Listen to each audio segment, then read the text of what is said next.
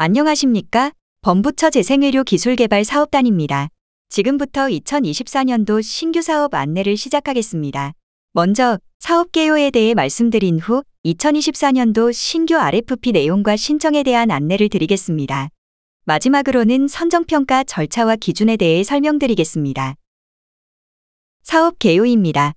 범부처 재생의료기술개발사업은 과학기술정보통신부와 보건복지부의 지원을 받아 10년간 수행되는 사업입니다. 2021년도부터 시작한 사업으로서 매년 신규 과제를 선정해 오고 있습니다. 2024년도에는 총 21개 신규 과제를 선정할 계획이며 계속 과제를 포함하여 2024년도에 총 150개 과제를 지원하게 됩니다. 범부처 재생의료기술개발사업은 3개의 내역사업으로 구성되어 있으며 원천기술개발부터 임상단계 과제까지 전주기적인 지원을 하고 있습니다. 다음은 2024년도 신규 과제 공모를 위한 제안 요청서에 대해 설명드리겠습니다. 6개의 제안 요청서를 통해 재생의료 원천기술개발에서 9개, 연계기술개발에서 9개, 치료제 치료기술개발에서 3개의 과제를 선정하여 총 21개 과제를 신규 지원할 예정입니다. 4년 이상 지원하는 과제는 3차년도 연구가 끝나면 단계평가를 통해 2단계 계속 지원 여부가 결정됩니다. 1차년도 연구는 4월 1일 기준으로 총 9개월의 연구기간으로 협약하고 정부 지원 연구비는 연간 지원 규모에서 월할 계상된 금액입니다. 다음과 같이 제안 요청서별로 연간 지원 규모와 연구기간이 상이하므로 이 점을 확인하여 주시기 바랍니다. 과제 구성과 지원 내용에 대해 설명드리겠습니다. 과제는 1개의 주관 연구개발기관으로 구성해야 하며 필요시 공동연구개발기관을 포함할 수 있습니다. 그러나 위탁과제는 구성할 수 없으며 주관 연구개발기관과 공동연구개발기관은 동일기관으로 구성할 수 없습니다. 지원 범위는 세포치료제, 세포유전자치료제, 조직공학치료제, 첨단바이오 융복합제제 등과 관련된 재생의료기술개발 분야입니다. 일부 타사업의 지원 영역으로서 재생의료기술과 관련이 없는 과제는 본사업에서 지원하지 않습니다. 해당 내용은 FAQ에서도 설명되어 있으니 참고하시기 바랍니다. 다음은 추진 일정에 대해 안내드리겠습니다. 이번 신규 사업은 내역 사업별로 공고기간과 접수 그리고 마감 일시가 상이하므로 이 점을 반드시 확인하여 주시기 바랍니다. RFP A1, A2, B, C1과 C2의 공고는 2024년 1월 23일에 마감되며 과제 모두 연구책임자 전산 입력 마감 이후 신규 접수는 불가합니다. 또한 연구책임자 제출이 마감되었다 하더라도 기관 승인 마감이 되지 않은 과제는 접수 처리하지 않습니다. 접수 마감 이후 선정평가를 실시하고 3월에는 연구자에게 평가 결과가 공지되며 4월에는 연구를 시작할 수 있는 일정으로 진행됩니다. 과제 신청 전의 숙지사항은 반드시 확인하여 주시고 특히 과제 내용에 대해 차별성 검토를 자체적으로 확인한 후에 연구계획서를 제출해 주시기 바랍니다. 내역사업 3에 해당하는 RFPD는 2024년 1월 말에서 2월 초에 공고가 게시될 예정이오니 참고 부탁드립니다. 지금부터 제안 요청서별 주요 사항에 대해 설명드리겠습니다. 먼저 RFP A1 재생의료 원천기술 개발입니다. 미래 줄기세포 활용 재생의료 원천기술 개발을 목표로 5년간 지원하게 되며 4개의 중점 개발 분야 중 하나를 선택하여 과제를 구성하시면 됩니다. 지원 내용에 기재되어 있는 사항은 이해를 돕기 위한 예시이므로 지원에 참고하시기 바랍니다. 성과 목표는 최소 요구 성과를 의미하며 단계별 성과 목표를 계획하실 때 제시된 목표치 이상으로 반드시 달성할 수 있는 수준으로 제시하시면 됩니다. 2단계 성과 목표는 누적치가 아니며 2단계 지원 기간인 2년 안에 달성해야 합니다. 단계 평가를 통해 연구자가 스스로 제시한 성과 목표치를 기준으로 달성 여부를 평가하며 단계 평가는 경쟁형 상대평가로 실시될 예정입니다. TRL 1단계부터 4단계까지 지원하며 과제 종료 이후에는 TRL 5단계로 연계할 수 있는 내용을 계획서에 제시해 주시기 바랍니다. 또한 동일한 제안 요청서의 연구 책임자는 한 번만 지원할 수 있으며 복수의 과제에 동시에 지원서를 제출할 수 없습니다. 이에 저촉될 경우 요건 탈락이 될 수 있으므로 주의하시기 바랍니다.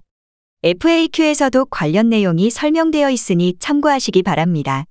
1차년도 연구비 중 990만 원을 사업단이 지정한 특허 전략 컨설팅에 사용해야 하고 사용하지 않을 경우 다른 용도로 연구비 전용이 불가합니다.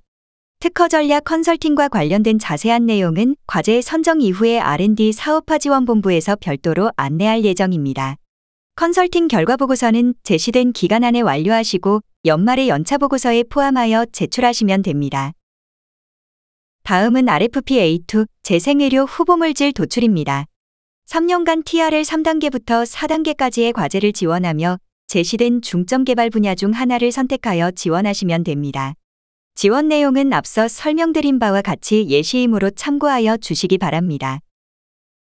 RFP-A2의 과제를 지원하시는 경우에는 TPP를 반드시 제출해야 하고 이러한 필수 서류를 제출하지 않으면 사전 탈락할 수 있으니 제안 요청서별 첨부 서류를 반드시 확인하여 주시기 바랍니다. RFP-A1과 동일하게 1차 년도에 특허 전략 컨설팅을 실시해야 합니다. 다음은 RFP-B 재생의료 융합기술 개발입니다. 본 제안 요청서를 통해 다양한 융복합 신기술을 활용하여 재생의료 플랫폼 혹은 범용 기술을 개발하시거나 기존 기술의 비용이나 시간 등 문제점을 극복하는 새로운 기술을 적극적으로 개발하고 활용하기 위한 과제를 3년간 지원하고자 합니다. 성과 목표는 필수 요건인 논문과 특허 외에 기술 이전 또는 식약처 IND 파일링 중 선택할 수 있습니다. 단, 연구자는 응용 연계하고자 하는 혁신 기술에 대한 선행 연구 성과를 반드시 보유하고 있어야 하고 계획서에 이를 포함해야 합니다. 또한 앞서 설명드린 바와 같이 1차 년도에 특허 전략 컨설팅을 실시해야 합니다. 다음은 RFP-C1 재생의료 치료제 확보 기술 개발 1입니다. 재생의료 분야 후보 치료제 임상 일상 승인을 목표로 4년간 지원하게 됩니다. 단계별 성과 목표를 반드시 확인하여 주시고 성과 목표별 가중치는 임상시험 계획 신청 및 승인을 70% 이상으로 설정해야 합니다. 비임상 연구를 완료하고 최종 목표인 재생의료 허가용 임상시험 승인이 가능하도록 과제를 구성해야 하며 기업이 주관 연구개발기관 또는 공동 연구개발기관으로 참여해야 합니다.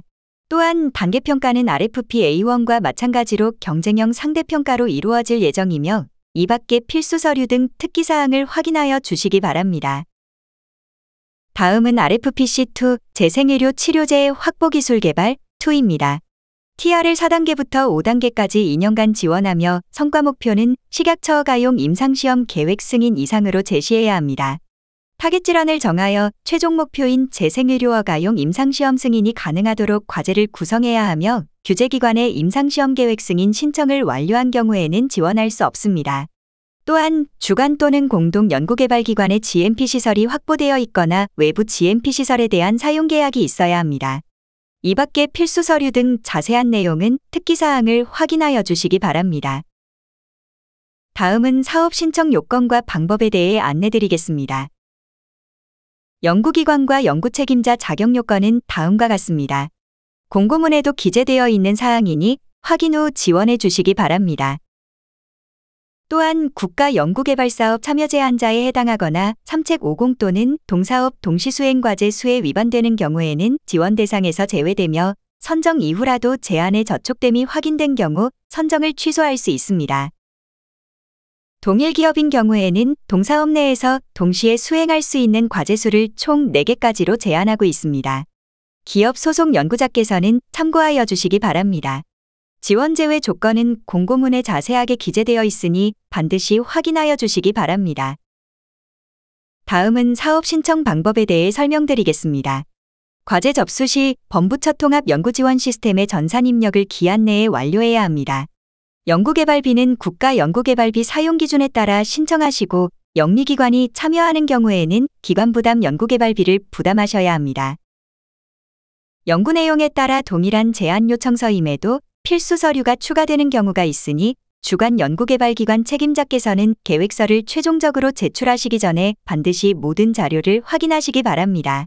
접수 마감 이후에는 누락된 첨부 서류를 추가로 제출하는 것이 불가합니다. 과제 신청을 위한 전산 입력은 2024년 1월 5일부터 가능합니다. 1월 22일까지는 전산 입력을 완료하셔야 하고 23일까지는 주관 연구개발기관의 기관 승인이 완료되어야만 최종적으로 과제가 접수됩니다. 마감 시간에 임박하여 제출 시 시스템 과부하 등으로 인하여 시간이 지연될 수 있으니 이 점을 감안하시어 충분한 시간을 가지고 접수를 진행해 주시기 바랍니다. 앞서 말씀드린 바와 같이 RFP-D의 공고는 2024년 1월 말에서 2월 초에 게시될 예정입니다. RFP 내용이나 특허 전략 컨설팅에 관한 사항은 사업단 담당 부서로 문의하시고 전산 입력에 대한 사항은 범부처 통합 연구 지원 시스템에 문의하시기 바랍니다.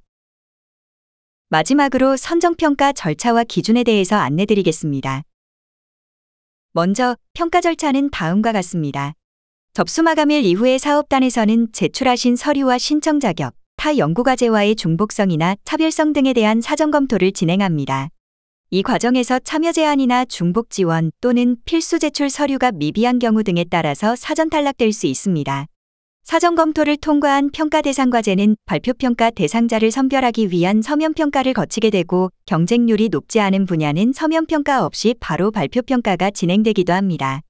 발표평가는 주관 연구 책임자가 발표하고 질의응답하는 것을 원칙으로 하고 있습니다.